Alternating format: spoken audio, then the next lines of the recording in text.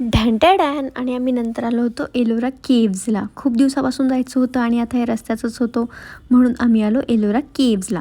इथे गेल्यावरती सगळ्यात पहिले माझ्या नजरेस पडला एक धबधबा.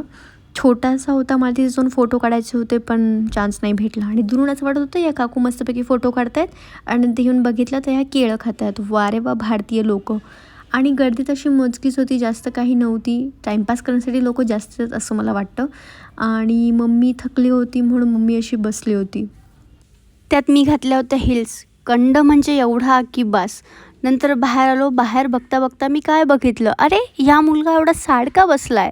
आय थिंक याचा ब्रेकअप झाला असेल यार. बट मला हीच जागा भेटली होती का इथे लोक एन्जॉय करायला येतात. So funny. आणि नंतर हे काका असा व्हिडिओ काढत होते, मागच्या मागे पडले तर काय करावं यांचं यांनाच माहिती. आणि पोज पण कुठे देता यार, बॅकग्राऊंड पण नव्हता. मग शेवटी आम्ही गेलो वरती. वरचा हा जो व्ह्यू होता तो मला सगळ्यात जास्त आवडला होता. मी जे फोटोज पण खूप सारे क्लिक केले. आणि नंतर भूक लागली म्हणून पेरू मी टेस्ट केला. पडणार होता पण वाचला, नशिबात होता माझ्या पेरू. आणि नंतर ही दीदी बघा, हिला घरी वेळ नाही भेटला म्हणून इथे येऊन फोनवर बोलते. हीच जागा यार, फोनवर बोलायची असते का, सांगायला कोणीतरी. आणि मग नंतर मी घेतला मस्तपैकी चहा.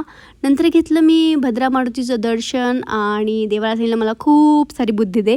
आणि नंतर भूक लागली होती म्हणून आम्ही डायरेक्ट गेलो मुळे आबांचा वाडा. So thank you so much for watching.